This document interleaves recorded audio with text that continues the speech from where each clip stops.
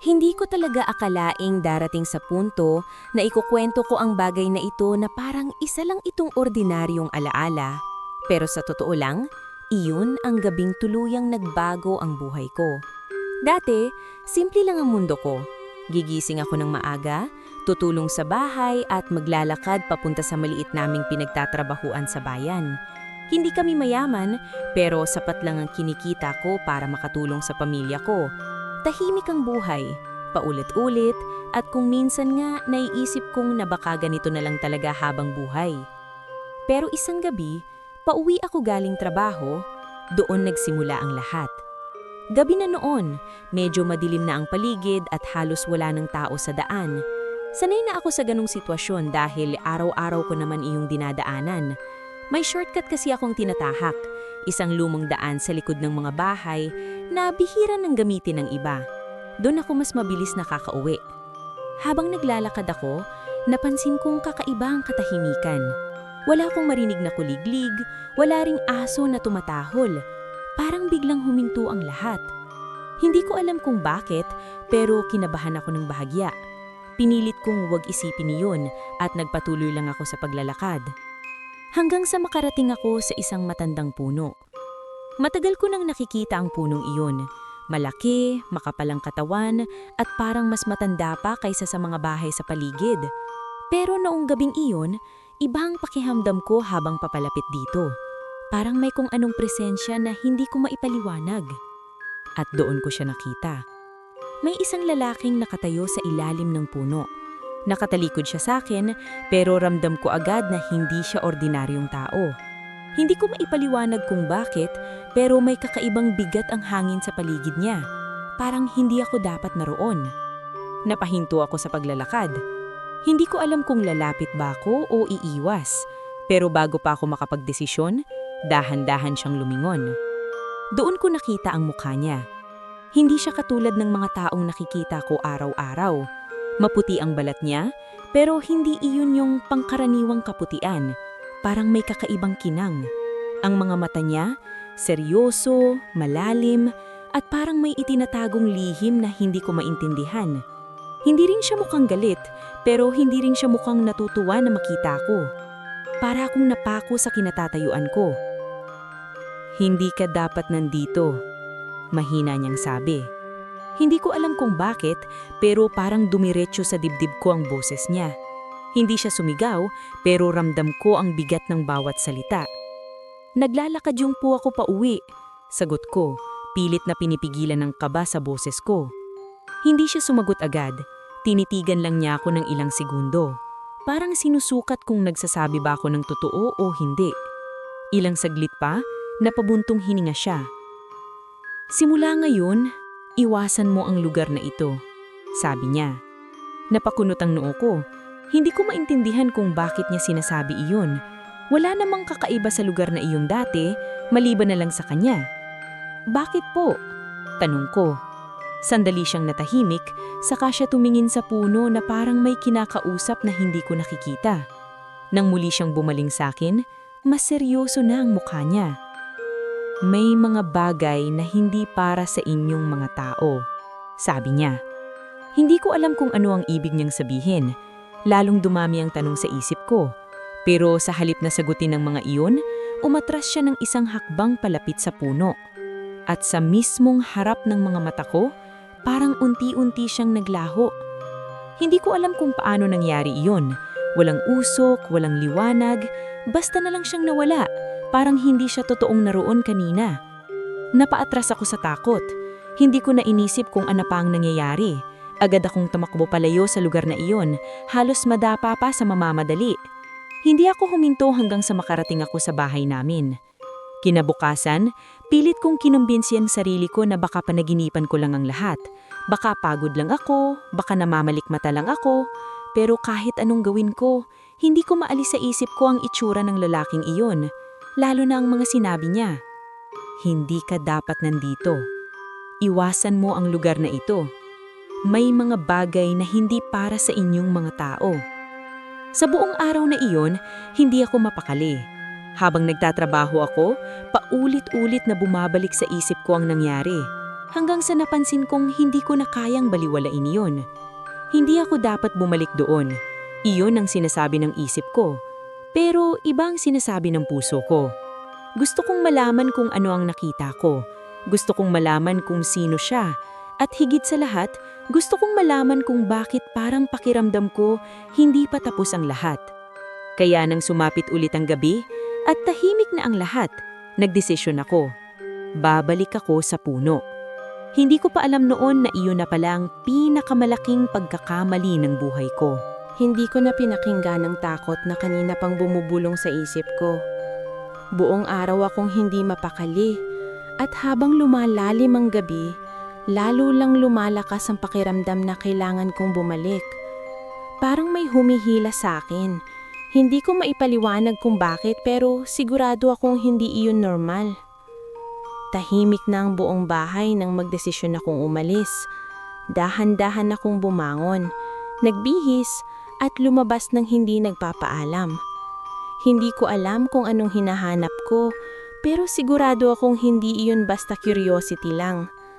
Parang may bahagi ng sarili ko na naiwan doon sa ilalim ng punong iyon. Habang naglalakad ako, ramdam ko agad ang kakaibang lamig ng hangin. Hindi ito yung karaniwang lamig ng gabi. Parang may kasama itong bigat na hindi ko maipaliwanag. Napatingin ako sa paligid. Pareho pa rin naman ang daan. Pareho pa rin ang mga bahay. Pero pakiramdam ko, parang hindi na ito ang mundong kinalakihan ko. Mas mabilis ang tibok ng puso ko habang papalapit ako sa puno. Sa bawat hakbang ko, mas lalo kong nararamdaman na may mali. Parang hindi ako dapat nandito. Pero imbes na umatras, mas lalo akong naengganyo. Hanggang sa makarating ako sa mismong lugar. Walang tao. Tahimik. Sobrang tahimik na parang wala talagang nabubuhay sa paligid. Napatingin ako sa puno. Nandung pa rin ito, katulad ng dati. Pero ngayon mas nakakatakot itong tingnan. Parang buhay.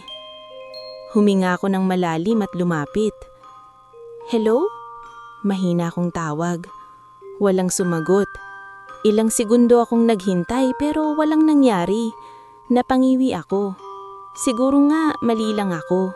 Siguro nga panaginip lang ang lahat. Tatalikod na sana ako nang bigla kong maramdaman iyon.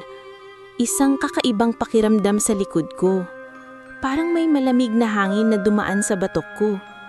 Nahuminto ako. Dahan-dahan akong lumingon. At doon ko siya nakita. Hindi ko alam kung saan siya nanggaling. Wala naman siya kanina, pero ngayon nakatayo na siya sa likod ko. Mas malapit na kaysa dati. Mas malinaw ko na rin siyang nakikita ngayon. Bumalik ka, sabi niya.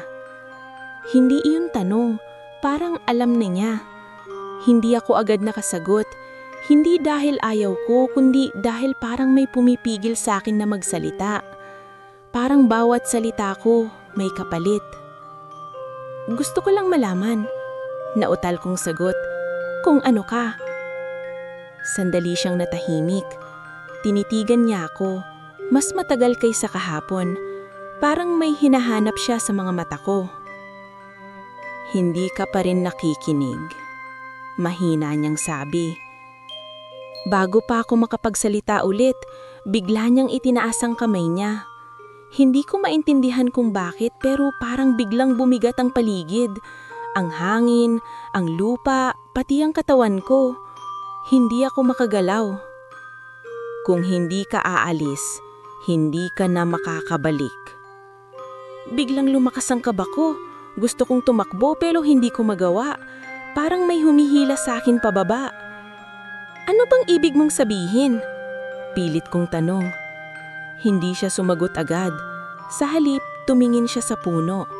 At doon ko napansin na parang may nagbabago. Ang paligid.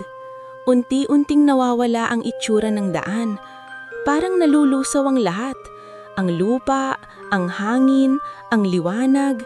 Hindi ko maipaliwanag pero parang may bumubukas na ibang lugar sa mismong kinatatayuan namin. Hindi mo na dapat ito makita, sabi niya. Pero hindi na galit ang boses niya. parang may halong panghihinayang. Biglang humila sa paa ko. Napatingin ako sa baba pero wala naman akong nakitang kamay o kung anuman. Pero ramdam ko may puwersang humihila sa akin papayapit sa puno. "Hintayin mo!" Sigaw ko. Pero hindi ko na natapos. Bigla nang nagbago ang lahat. Nawala ang paligid na kinalakihan ko. Ang mga bahay, ang daan, ang ilaw, lahat nawala. Sa isang iglap, napalitan niyon ng isang lugar na hindi ko maipaliwanag. Mas maliwanag, pero hindi dahil sa araw. Parang ang liwanag ay nanggagaling sa hangin mismo. May mga kumikislap na bagay sa paligid, parang maliliit na ilaw na lumulutang. Napaatras ako pero hindi ko alam kung saan ako pupunta. "Nasaan ako?" Mahina akong tanong. Hindi ko na kailangan ng sagot. Dahil nang tumingin ako sa paligid, nakita ko ang mga nilalang na hindi ko pa kailanmang nakita sa buong buhay ko. May mga taong may kakaibang itsura. May ilan na ang mata ay hindi pangkaraniwan. At may mga nilalang na hindi ko masabing tao. Napahawakan ako sa dibdib ko. Hindi! Hindi ito totoo! "Ngayon, wala ka nang magagawa," sabi ng boses sa likod ko. Dahan-dahan akong lumingon. Nandun siya, nakatayo. Pero ngayon, iba na siya. Mas malinaw ko na siyang nakikita ngayon. Mas matapang ang presensya niya. At sa unang pagkakataon, ramdam ko na hindi lang siya basta lalaki. May kapangyarihan siya. At dahil bumalik ka, nakita mo na ang hindi mo dapat makita. Napaatras ako, nanginginig ang katawan ko. "Ano ba talaga ito?" tanong ko. Saglit siyang tumingin sa paligid, saka muling bumaling sa akin. "Ito ang mundo namin." Huminto siyang sandali, saka puluyang sinabi ang bagay na hindi ko makalilimutan hanggang ngayon. "At hindi ka na basta makakaalis dito." Hindi ko alam kung gaano ako katagal nakatayo roon. Parang nakapako sa kinatatayuan ko habang pinagmamasdan ng paligid na hindi ko maipaliwanag. Hindi ito panaginip. Ramdam ko iyon. Ang hangin, ang lupa sa ilalim ng paa ko, pati ang bigat ng dibdib ko. Lahat totoo, unti-unti kong inikot ang tingin ko. Ang mga ilaw na akala ko kanina ay simpleng liwanag lang, ngayon napagtanto kong parang mga buhay na bagay. Lumulutang sila sa hangin, gumagalaw yang parang may sariling isip. Sa di kalayuan, may mga estrukturang hindi ko masabing bahay, parang gawa sa mga ugat, kahoy at liwanag. May mga bahagi na parang humihinga at ang mga nilalang. Mas malinaw ko na silang nakikita ngayon. May mga mukha silang kahawig ng tao, pero may kakaibang detalye. Mga mata na masyadong maliwanag, balat na parang kumikinang, at kilos na parang hindi sanay sa mundo ng tao. Ang iba, tahimik lang na nakatingin sa akin. Ang iba naman, nag-uusap sa isang lengguwaheng hindi ko maintindihan. Napaatras ako ng bahagya. "Bakit sila nakatingin sa akin?" Halos pabulong kong tanong. "Dahil ikaw lang ang tao rito," sagot niya sa likod ko. Napapikit ako sandali. Nang muling dumilat, hindi pa rin nawawala ang lahat. Hindi pa rin nagbabago ang lugar. "Hindi ako pwedeng manatili dito," sabi ko. Pilit na pinipigilan ng panginginig ng boses ko. Kailangan kong umuwi. Walang emosyon ng mukha niya habang nakatingin sa akin. Parang matagal na niyang alam ang sasabihin ko. "Hindi ganun kasimple iyon," sagot niya. "Bakit?" Halos pasigaw ko nung tanong. Hindi ko naman ginusto ito. Hindi siya sumagot agad. Sa halip, naglakad siya papalapit sa akin. Sa bawat hakbang niya parang mas bumibigat ang paligid. Hindi ko maipaliwanag kung bakit pero pakiramdam ko, kahit hindi siya gumagawa ng kahit ano, may kapangyarihan siyang nakapaligid sa kanya. "Simula nang makita mo kami," sabi niya, "hindi ka na basta makakabalik." Napailing ako. Hindi ko maintindihan. Anong ibig mong sabihin? Sandali siyang tumingin sa ibang direksyon. Parang may iniisip. Pagbalik ng tingin niya sa akin, mas seryoso na ang ekspresyon niya. "May mga batas ang mundo namin," paliwanag niya. "At isa doon, hindi dapat makita ng tao ang tunay na anyo nito." Napahawak ako sa ulo ko, parang biglang sumakit ang sentido ko. Nakita ko na. So, anong mangyayari? Tahimik siyang tumingin sa akin. May dalawang paraan lang. Napatigil ako. Ano? Maaaring burahin ang alaala mo at ibalik ka sa mundo ninyo. Bahagyang gumaan ang pakiramdam ko. Iyon na lang. Pero, putol niya. Hindi na garantisado na mananatili kang buo. Parang biglang bumigat ulit ang dibdib ko. Anong ibig mong sabihin? Kapag binago ang alaala ng isang tao, paliwanag niya, may posibilidad na mawala ang ibang bahagi ng sarili niya. Natahimik ako. Pangalawa, tanong ko, kahit ayoko nang marinig. Mas tumagal ang katahimikan bago siya sumagot. Manatili ka rito. Napatingin ako sa kanya, hindi makapaniwala. Manatili? Hindi pwede. May pamilya ako. May buhay ako doon. Kapag umalis ka, hindi ka na magiging katulad ng dati. Hindi ko alam kung alin ang mas nakakatakot, ang manatili sa mundong ito o ang bumalik na hindi na ako buo. Biglang may narinig akong bulungan sa paligid. Nang tumingin ako, napansin kong mas dumarami ang mga nilalang na nakatingin sa amin. Parang may pinag-uusapan silang tungkol sa akin. Hindi ka ligtas dito, dagdag niya. Napabuntong hininga ako.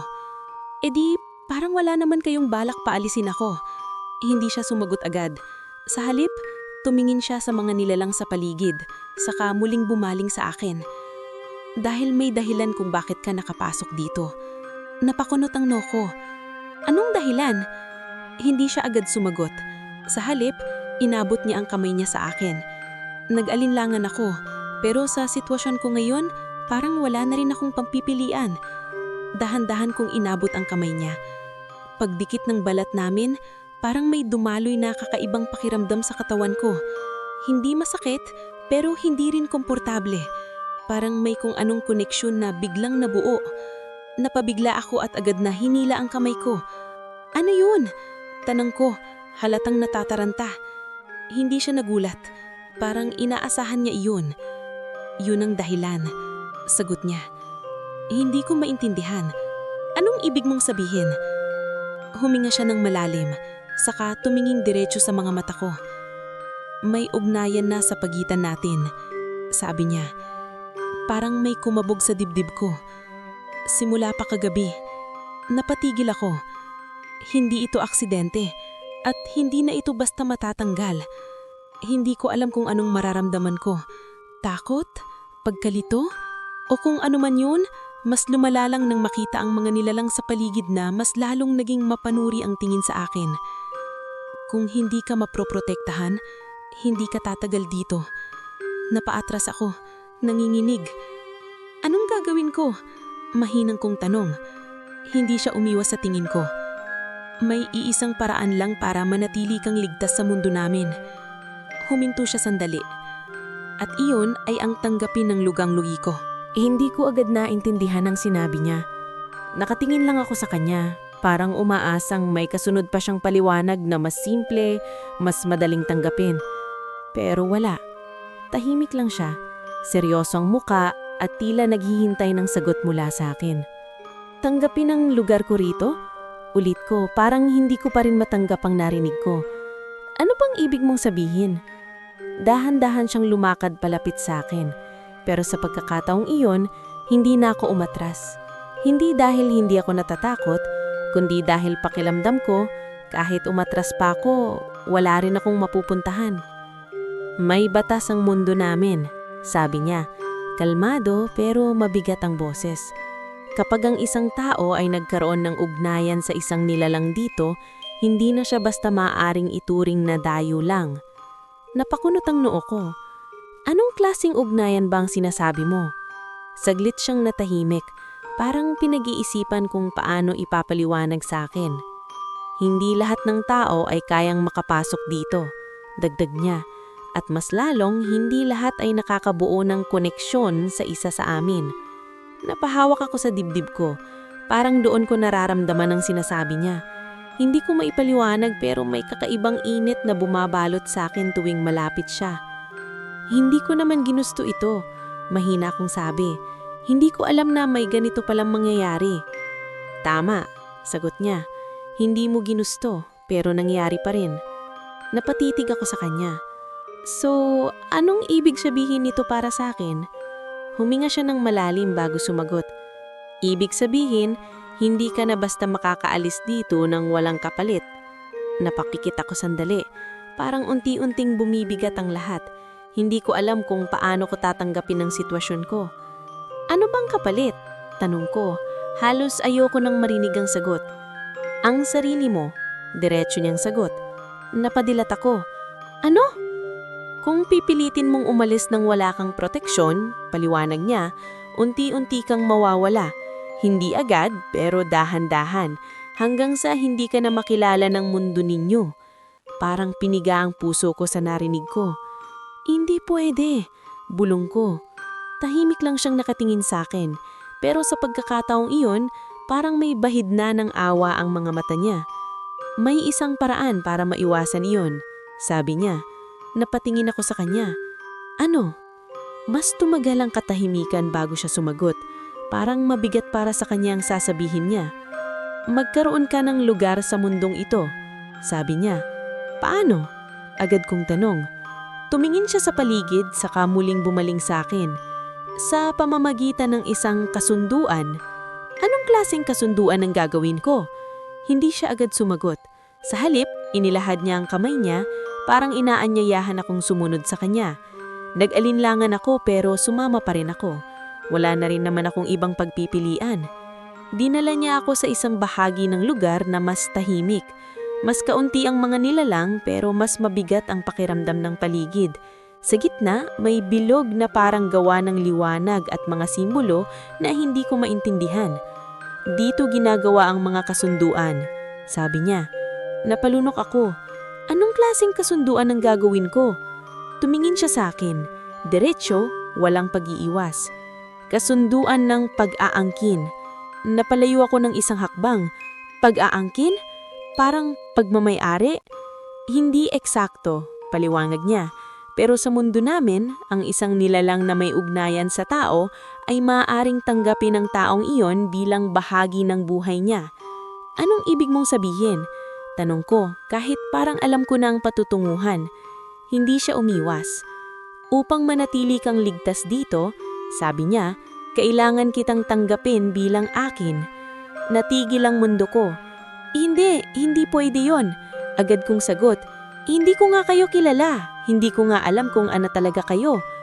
Engkanto kami, diretsong sagot niya. Napatahimik ako.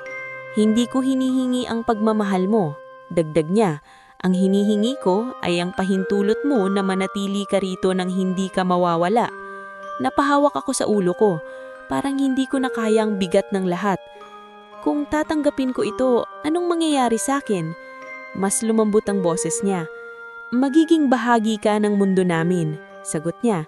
At ako ang magiging tagapangalaga mo. Tagapangalaga, ulit ko. Pero parang may kulang sa paliwanag. Hindi siya nagsalita agad. Sa mundo ninyo, dagdag niya, tinatawag ninyo itong asawa. Biglang bumilis ang tibok ng puso ko. Asawa? Halos pabulong kong sabi. Tumango siya. Bilang prinsipe ng kaharian ng ito, sabi niya, iyon ang tanging paraan para maprotektahan kita. Hindi ko alam kung anong mararamdaman ko. Parang napakabilis ng lahat. Isang araw, normal ang buhay ko. Ngayon, pinapapili ako kung mananatili ba ako sa isang mundo na hindi ko kilala bilang asawa ng isang nilalang na hindi ko maintindihan. Tapos, wala na akong ibang choice? Tanong ko, mahina. Matagal siyang natahimik bago sumagot. Meron, sabi niya, pero wala sa mga yon ang magbabalik sa dati mong buhay ng buo. Napapikit ako sandali. Parang unti-unting bumibigat ang lahat. Hindi ko alam kung paano ko tatanggapin ang sitwasyon ko. At kahit ayoko, alam kong kailangan kong pumili. Hindi ko alam kung paano ako nakapili pero dumating ako sa puntong hindi ko na kayang tumakas sa realidad ng sitwasyon ko. Ilang sandali akong nanatiling nakapikit, pilit na inaayos ang magulong isip ko. Sa likod ng lahat ng takot at pagkalito, may isang bagay na malinaw. Wala na akong babalikan na katulad ng dati. Dahan-dahan akong dumilat at tumingin sa kanya. Kung ito lang ang paraan para hindi ako mawala, mahina kong sabi. Tatanggapin ko. Hindi agad siya nagsalita. Parang sinigurado muna niya kung seryoso ako. Nang tuluyan akong tumango, saka siya bahagyan yumuko, parang isang paggalang. Hindi ko sasayangin ang desisyong ito, sabi niya, at sa unang pagkakataon, may kakaibang lambot ang boses niya. Hindi ko na alam kung tama ba ang ginagawa ko, pero sa sandaling iyon, parang iyon na lang ang tanging paraan para manatili akong buo. Dinala niya ako sa mas malalim na bahagi ng kaharian. Habang naglalakad kami, mas marami akong napapansin na detalye. May mga nilalang na tila mas mataas ang katayuan. Ang kanilang mga kasuotan ay mas detalyado, mas maliwanag at mas kakaiba ang disenyo. May ilan na yumuyo ko sa kanya habang kami ay dumaraan. Doon ko tuluyang naintindihan. Hindi lang siya basta prinsipe sa salita. Ramdam mo sa paraan ng paggalaw ng lahat na siya ay may kapangyarihan. Nang makarating kami sa isang malawak na lugar na parang bulwagan, napahinto ako. Hindi ito katulad ng mga nakasanayan kong gusali. Parang buhay ang bawat bahagi. Ang kisami ay kumikislap na parang langit at ang sahig ay may mga simbolo na dahan-dahang gumagalaw. Dito gaganapin ang ritual, sabi niya. Napalunok ako. Ngayon na ba agad? Tumanggo siya. Mas matagal tayong maghihintay, mas magiging mapanganib para sa iyo. Hindi ko na pinilit pang magtanong. Ramdam kong wala na akong dapat pang ipagpaliban. Unti-unting nagpipo ng mga nilalang sa paligid. Tahimik silang pumwesto, nakatingin sa akin.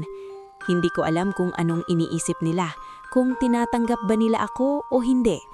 Sa gitna ng bulwagan, may isang bilog na parang gawa ng liwanag. Dinala niya ako roon. Nang tumapak ako sa loob, parang may kuryenteng dumaloy sa katawan ko. Hindi masakit pero sapat para mapapikit ako. Manatili ka lang, sabi niya. Narinig ko ang mahihinang bulong sa paligid, parang sabay-sabay na pagbigkas ng mga salitang hindi ko maintindihan. Unti-unting lumiwanag ang mga simbolo sa sahig. Nang muling dumilat ako, nakatayo na siya sa harap ko, mas malapit kaysa dati. Kapag nagsimula na ito, wala nang atrasan. Napalunok ako pero tumanggo pa rin. Dahan-dahan niyang hinawakan ang kamay ko. Sa pagkakataon ni iyon, hindi na ako nagulat sa pakiramdam, pero mas malakas ito kaysa dati. Parang may dumadaloy na init mula sa kanya papunta sa akin at hindi ko maipaliwanag kung bakit, pero unti-unting nawawala ang kaba ko. Sabihin mo ang pangalan mo, sabi niya. Sinunod ko siya. Pagkatapos, siya naman ang nagsabi ng pangalan niya, isang pangalang hindi ko pa naririnig pero parang tumatak agad sa isip ko.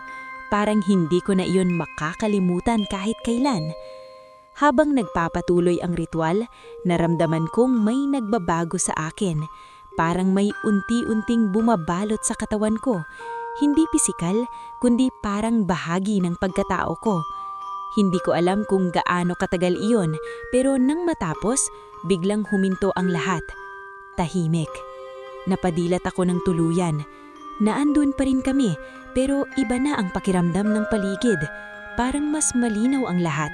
Mas ramdam ko ang hangin, ang liwanag, pati na ang presensya ng mga nilalang sa paligid. At mula ngayon, bahagi ka na ng mundong ito. Hindi ako agad nakapagsalita. Tinitigan ko lang ang sarili ko, parang hinahanap na pagbabago. Hindi ako naging ibang anyo, hindi ako nag-iba ng itsura, pero sa loob ko, alam kong hindi na ako katulad ng dati. Unti-unting simalisalin ng mga nilalang, parang tapos na ang isang mahalagang pangyayarin. Naiwan kaming dalawa sa gitna. Natapos na? Tanong ko. Tumanggo siya. At asawa mo na ako?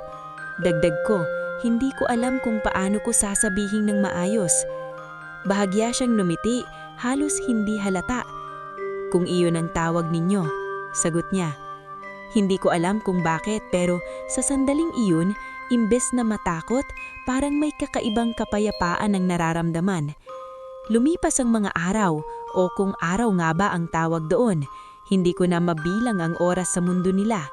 Unti-unti akong nasanay, Tinuruan niya ako kung paano kumilos, kung paano umiwas sa ibang nilalang, at kung paano intindihin ang mga batas ng kanilang mundo.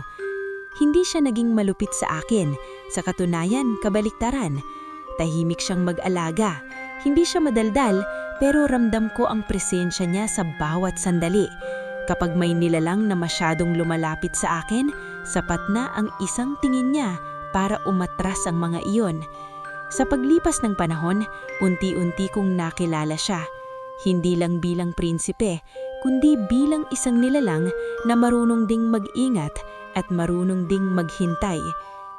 At hindi ko rin inaasahan na sa gitna ng mundong hindi ko pinili, matututunan ko ring unti-unting tanggapin siya. Pero kahit gaano pa ako nasanay, may isang bagay na hindi nawawala. Ang pakiramdam na may kulang. Tuwing tahimik ang paligid, bumabalik sa isip ko ang bahay namin, ang pamilya ko, ang simpleng buhay na iniwan ko. At doon ko unang naramdaman na kahit anong mangyari, may bahagi pa rin ng puso ko na hindi kailanman magiging sa mundong ito. Hindi ko agad napansin ang pagbabago. Sa unang mga sandali ng pananatili ko sa mundo nila, abala ko sa pag-a-adjust, sa pag-intindi ng mga kilos, sa pag-iwas sa mga nilalang na hindi ko pakilala, at sa pakikibagay sa presensya niya na unti-unti kong nasasanayan. Akala ko yun lang ang kailangan kong harapin. Pero nagkamali ako. Isang pagkakataon, nag-iisa ako sa isang tahimik na bahagi ng kaharian. Madalas ko iyong puntahan dahil mas payapa roon, malayo sa mga matang mapanuri. Doon ako nakakapag-isip kahit papaano. Napahinto ako nang mapansin ko ang sarili kong kamay. Hindi ito tulad ng dati. Noong una, inakala kong dahil lang sa kakaibang liwanag ng lugar. Pero nang igalaw ko ang mga daliri ko, napansin kong may bahagyang kinang sa balat ko. Hindi ito sobrang halata pero sapat para mapansin ko na hindi na ito normal. Napahawak ako sa braso ko. Hindi pwede. Pinikit ko ang mga mata ko, umaasang mawawala iyon kapag muling dumilat. Pero nang gawin ko iyon, mas lalo ko lang napansin ang pagbabago. Mas malinaw ang paligid, mas matalas ang pandinig ko. Naririnig ko ang mga bulong kahit malayo. Ramdam ko ang paggalaw ng hangin na parang may mensahe. At higit sa lahat, may kung anong bago sa loob ko. Parang may kapangyarihan na hindi ko maintindihan. Hindi ko na hinintay pa. Agad akong naglakad pabalik sa kanya. Nang makita niya ako, napansin agad niya ang itsura ko. Hindi ko alam kung anong nakikita niya pero parang hindi na siya nagulat. Napansin mo na. Sabi niya, kalmado ang boses. Anong nangyayari sa akin? Diretsong tanong ko. Hindi siya umatras sa reaksyon ko. Normal lang yon. Sabi niya sa wakas. Normal? Napataas ang boses ko. Hindi ito normal para sa akin.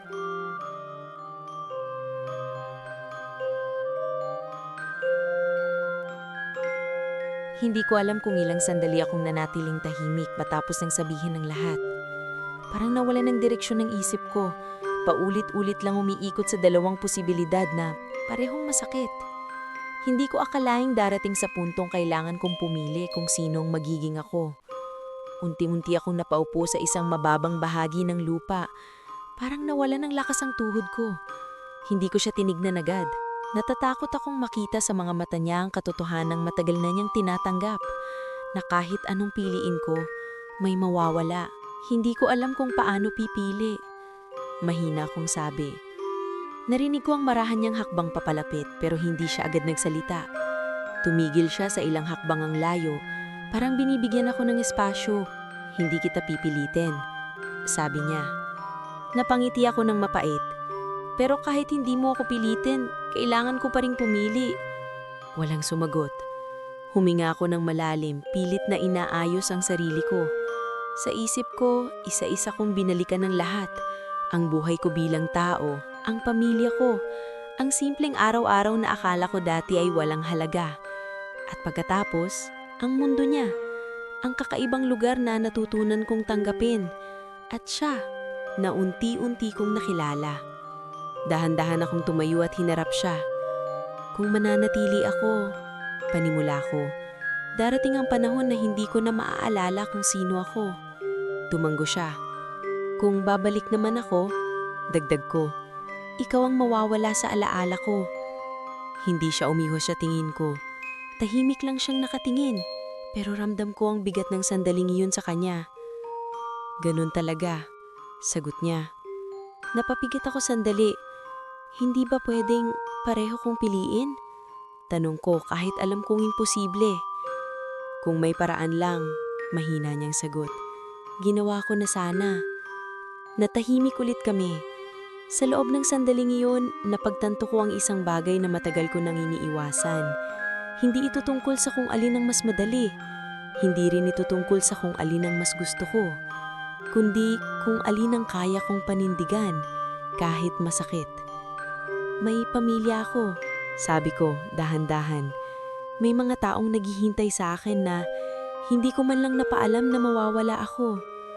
Napansin kong bahagyang gumalaw ang ekspresyon niya, pero hindi siya nagsalita. Hindi ko kayang hayaan silang maghintay sa wala. Dagdag ko, tahimik pa rin siya. Pero hindi rin kita kayang kalimutan. Sabi ko, ramdam ko ang pagbigat ng boses ko. Sa unang pagkakataon, nakita ko ang sakit sa mga mata niya. Hindi niya iyon itinago. At hindi mo kailangang kalimutan, sabi niya. Napatingin ako sa kanya. Ang mahalaga, dagdag niya, ay ang desisyon mo. Huminga ako ng malalim. Kung pipiliin kong bumalik, sabi ko, hindi ba pwedeng may maiwan kahit konting alaala? Tahimik siyang tumingin sa akin. Hindi ko kontrolado ang mangyayari sa alaala mo. Pero may isang bagay na pwede kong gawin. Napahinto ako. Bibigyan kita ng isang bagay na hindi basta-basta mawawala. Kahit hindi mo maalala kung saan ito nanggaling, mararamdaman mo pa rin. Hindi ko agad naintindihan ang ibig niyang sabihin pero hindi na ako nagtanong pa. Dahil sa sandaling iyon, malinaw na sa akin ang sagot. Dahan-dahan akong lumapit sa kanya. Pipiliin ko ang bumalik, sabi ko. Pilit na pinatatatag ang boses ko kahit ramdam ko ang panginginig. Hindi siya agad nagsalita. Ilang segundo siyang nakatingin sa akin. Parang sinusubukan niyang kabisaduhin ang bawat detalye ng mukha ko. Sigurado ka? Tanong niya. Tumanggo ako. Hindi dahil ayaw kong manatili, kundi dahil ayokong mawala ang sarili ko. Tumanggo siya ng marahan. Kung iyon ang desisyon mo, sabi niya, irerespeto ko yun. Hindi ko inaasahan ng katahimikan na sumunod. Walang galit, walang pagpipilit. Parang tinanggap niya agad ang lahat kahit halata namang hindi iyon madali para sa kanya. May kailangan tayong gawin, dagdag niya. Napatingin ako sa kanya. Para maibalik ka, sabi niya, kailangan nating putulin ang ugnayan natin. Parang may kumirot sa dibdib ko. Paano? Tanong ko. Lumapit siya at sa pagkakataong iyon, mas ramdam ko ang bigat ng presensya niya kaysa dati. Sa pamamagitan ng isang ritual. Masakit ba? Sandali siyang natahimik. Hindi, sabi niya, pero may mawawala. Napangiti ako ng bahagya kahit may luha na akong nararamdaman sa mata ko. Sanay na ako sa ganun. Mahina akong sabi. Hindi siya ngumiti. Sa halip, dahan-dahan niyang inabot ang kamay ko. Sa pagkakataong iyon, hindi na ako nag-atubili dahil alam kong iyon na ang simula ng huling sandali namin bilang bahagi ng isang mundo. Hindi ko na maalala kung paano nagsimula ang ritual, pero malinaw pa rin sa akin ang pakiramdam ng sandaling iyon. Parang unti-unting kumakalas ang isang bagay na matagal nang nakakabit sa akin. Hindi ito sakit na pisikal, pero mas mabigat kaysa doon. Parang may hinahatak mula sa loob ko na hindi ko kayang pigilan.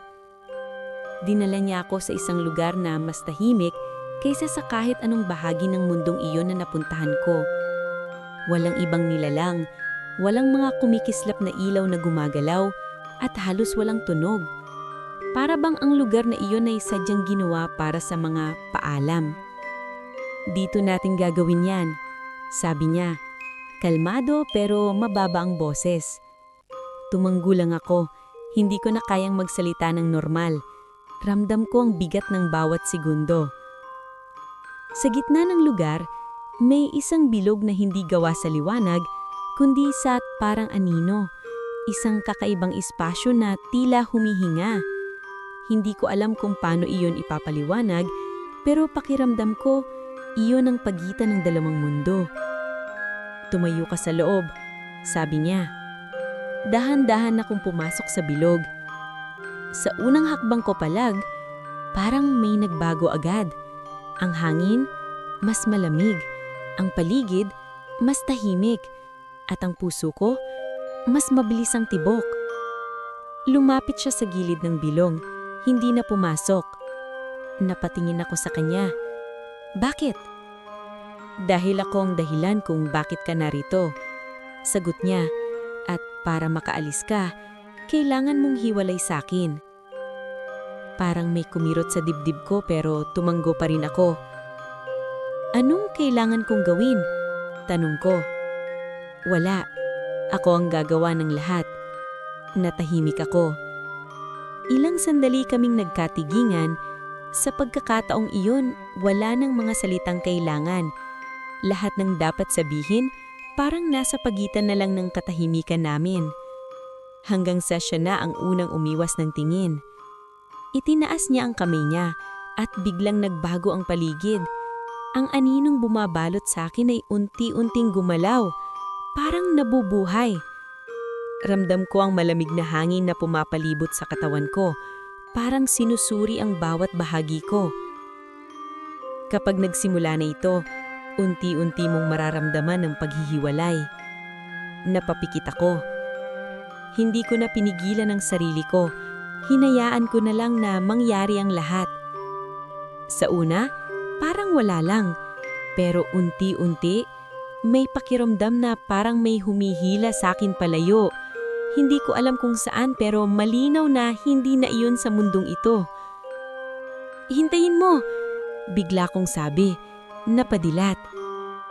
Tumingin siya sa akin, medyo nagulat. Bago ako mawala, dagdag ko, pwede ba kitang tanungin? Tumanggo siya. Kung hindi ako bumalik, pipigilan mo ba ako? Sandali siyang natahimik. Kung pipiliin mong manatili, sagot niya, hindi kita hahayaang masaktan. Napangiti ako ng mahina. Pero pinili kong umalis. Sabi ko, alam ko. Sagot niya. Muli kaming natahimik. Salamat. Bulong ko. Hindi siya sumagot agad, pero nakita ko sa mga mata niya ang sagot na hindi niya kailangang sabihin. Unti-unting lumalakas ang pakiramdam ng paghihiwalay. Parang may pinuputol sa pagitan namin. Isang bagay na hindi ko nakikita, pero ramdam na ramdam ko. Napahawakan ako sa dibdib ko. Ang sakit! Bulong ko. Hindi iyon sakit, iyon ang pagkakalas. Napapikit ako, pilit na tinanggap ang nararamdaman. Makakalimutan mo ako. Dagdag niya. Hindi ko alam kung bakit pero mas masakit iyon kaysa sa lahat. Hindi ko gusto. Sagot ko. Hindi ko rin. Mahinang sabi niya. Unti-unting nagiging mabulo ang paligid ko. Ang anyo niya, ang lugar, ang lahat, parang nawawala sa paningin ko. Sandali, sabi ko, pilit na hinahanap siya sa paningin ko. Pakinggan mo ako, sabi niya. Mas malinaw ang boses niya kahit lumalabo na ang lahat. May ibibigay ako sa iyo. Hindi ko na siya makita ng maayos, pero naramdaman ko ang isang bagay na dumampi sa palad ko. Mainit, pero hindi nasusunog. Dalhin mo ito. Kahit mawala ang alaala mo, mararamdaman mo pa rin. Hindi ko na naitanong kung ano iyon. Dahil sa susunod na sandali, tuluyan nang nagdilim ang lahat. Hindi ko alam kung gaano katagal akong walang malay. Pero nang unti-unti akong gumising, ang unang naramdaman ay ang hangin. Ibang hangin. Hindi na iyon ang kakaibang lamig ng mundong iniwan ko. Ito ang hangin na kilala ko. Mabigat pero pamilyar. Dahan-dahan akong dumilat. Madilim pa rin ang paligid pero may ilaw na hindi ko na kailangang pag-isipan kung saan ang gagaling. Napatingin ako sa paligid. Nandoon ang daan, ang mga puno, ang lugar kung saan nagsimula ang lahat. Nakatayo ako sa mismong tapat ng matandang puno. Huminga ako ng malalim. Parang ngayon lang ulit ako nakahinga ng ganito. Bakit ako nandito? Mahinang tanong ko sa sarili ko. Hindi ko alam kung bakit pero parang may kulang. May pakiramdam na parang may naiwan akong mahalaga pero hindi ko maalala kung ano. Dahan-dahan akong napatingin sa kamay ko. May hawak ako. Isang maliit na bagay na hindi ko maalala kung saan nanggaling. Hinawak ko ito ng mahigpit kahit hindi ko maintindihan kung bakit parang mahalaga ito sa akin. At kahit hindi ko na maalala ang lahat, may bahagi sa puso ko ang patuloy na kumikirot. Parang may iniwan akong hindi ko kayang pangalanan. Hindi ko may paliwanag kung bakit pero habang naglalakad ako pauwi mula sa lugar na iyon, pakiramdam ko ay may kung anong mali. Hindi sa paligid dahil pamilyar naman ang bawat tanawin, kundi sa loob ko. Parang may bahagi ng sarili ko na hindi ko mahanap kahit pilit ko itong hinahanap. Pagdating ko sa bahay, agad akong sinalubong ng boses ng nanay ko. May halong kaba at inis ang tono niya, parang matagal na niya akong hinahanap. "Saan ka nang galing?" tanong niya. Napahinto ako sa pintuan. Saglit akong napatulala. Hindi ko alam kung anong isasagot ko. Galing lang po sa labas." Sagot ko, pilit na pinapakalma ang sarili ko. Hindi siya kumbensido pero hindi na rin siya nagtanong pa. Sa halip, pinaupo niya ako at pinakain. Tahimik lang ako habang kumakain pero hindi ako makapag-focus. Paulit-ulit na bumabalik ang pakiramdam na may kulang. May bagay akong hindi maalala at kahit anong pilit ko, hindi ko maabot. Kinagabihan, nakahiga ako sa kama pero hindi ako makatulog. Nakatingin lang ako sa kisame habang pinipilit alalahanin kung anong nangyari bago ako mapunta sa lugar na iyon. May puno, may daan, may... Napapikit ako. Parang may pumipigil sa akin tuwing lalapit na ako sa isang alahala. Parang may harang na hindi ko malampasan. Napabuntong hininga ako at napalingon sa kamay ko. Nandoon pa rin ang bagay na hawak ko kanina. Isang maliit na peraso ng bagay na hindi ko maipaliwanag kung ano. Hindi ito mukhang alahas pero may kakaibang kinang. Hindi rin ito bato pero parang buhay kapag hinahawakan ko. Inangat ko ito sa harap ng mukha ko. "Bakit parang mahalaga ka?" Mahinang tanong ko kahit alam kong wala namang sasagot. Pero sa sandaling iyon, may naramdaman ako. Isang kakaibang init sa dibdib ko. Hindi masakit, hindi rin nakakatakot. Pero parang may naalala akong hindi ko maabot. Mabilis kong ibinaba ang kamay ko, parang natakot ako sa sarili kong naramdaman. Kinabukasan, pilit kong itinuloy ang normal na buhay ko. Pumasok ako sa trabaho, kinausap ang mga tao at ginawa ang mga gawaing na dati kong inagawa araw-araw. Pero kahit anong pilit ko, hindi na ako katulad ng dati. Napapansin ko na mas malinaw ang pandinig ko. Kahit may mga taong nag-uusap sa malayo, naririnig ko sila. Mas mabilis din akong makaramdam ng pagbabago sa paligid. Parang alam ko kung may paparating kahit hindi ko pa nakikita. At higit sa lahat, mas nagiging tahimik ang isip ko. Pero mas mabigat ang puso ko. Isang araw, habang pauwi ako, hindi ko napigilang dumaan ulit sa daan na iyon. Hindi ko alam kung bakit. Parang kusa na lang gumalaw ang mga paa ko. Pagdating ko sa matandang puno, Napahinto ako. Pareho pa rin ang itsura nito. Walang kakaiba, walang presensya, walang kahit anong senyales na may nangyari rito na hindi pangkaraniwan. Lumapit ako ng bahagya. Tapos na ba talaga? Bulong ko. Walang sumagot. Tahimik ang paligid. Naririnig ko lang ang hangin na dumadaan sa mga dahon. Pero kahit ganun, hindi ako makaalis. Parang may hinihintay ako. Hindi ko alam kung ano. Hindi ko alam kung sino. Pero ramdam ko na may dapat mangyari. Kahit hindi ko maalala kung bakit. Napahawak ako sa maliit na bagay na dala ko. Sa sandaling iyon, mas luminaw ang pakiramdam. May lungkot, may pangungulila, at may kakaibang koneksyon sa isang bagay na hindi ko maipaliwanag. Bakit parang may nawawala sa akin? Mahinang tanong ko. Napapikit ako, pilit na hinahanap ang sagot. Pero wala. Walang alaala, walang mukha, walang pangalan. Taning pakiramdam lang. Mga sumunod na araw, mas madalas akong bumalik sa lugar na iyon. Hindi ko alam kung bakit pero parang doon lang ako nakakaramdam ng katahimikan kahit may kasamang lungkot. Isang gabi, habang nakatayo ako sa ilalim ng puno, may naramdaman akong kakaiba. Isang presensya. Nadilat ako. Napatingin ako sa paligid pero walang tao. Tahimik pa rin. Pero sa loob ko, parang may sumagot. Hindi sa salita, kundi sa pakiramdam. Isang presensyang pamilyar, kahit hindi ko alam kung bakit. Napahigpit ang hawak ko sa maliit na bagay sa kamay ko. Sa sandaling iyon, parang may gustong pumasok sa isip ko. Isang alaala na hindi ko maabot. Napapikit ako, pilit na hinahalyaan itong lumapit. Pero tulad ng dati, hindi ko pa rin ito mahawakan. Nang muli akong dumilat, wala pa rin akong naalala. Pero mas malinaw na sa akin ang isang bagay.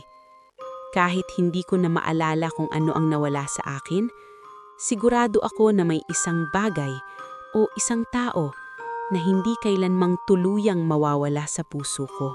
Lumipas ang mga linggo, pero hindi pa rin nawawala ang pakiramdam na may kulang sa akin.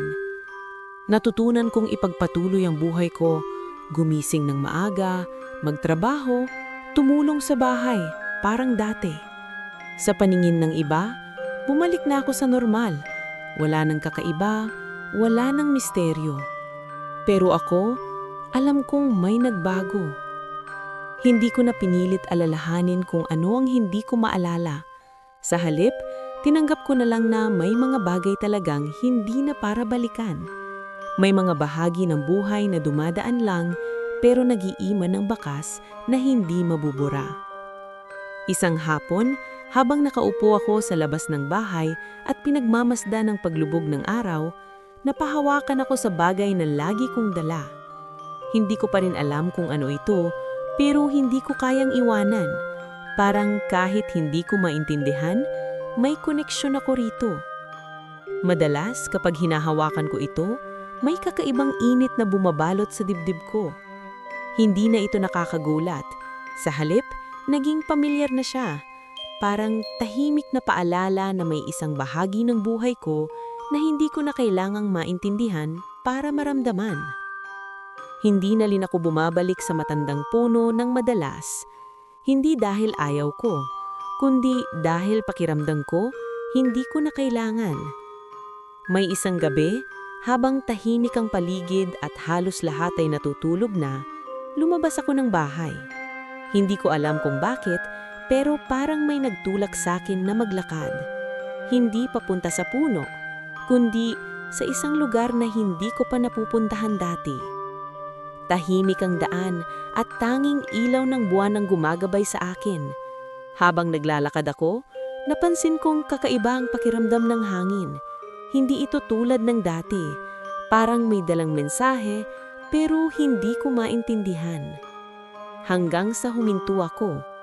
Wala namang kakaiba sa lugar. Simpleng bahagi lang ng daan, walang matandang puno, walang kakaibang liwanag. Pero sa sandaling iyon, naramdaman ko ulit iyon. Ang presensya. Napahinto ako, napalingon ako sa paligid. Walang tao. Pero hindi ako nagkamali. May kung ano roon.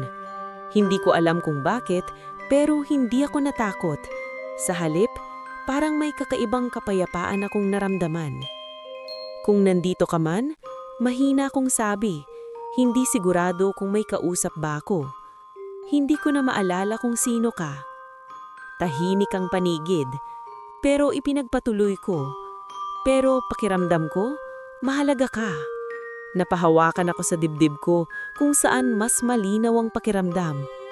Hindi ko alam kung anong nangyari sa akin, dagdag ko. Pero salamat. Hindi ko alam kung bakit ko iyon sinasabi. Wala naman akong malinaw na alaala.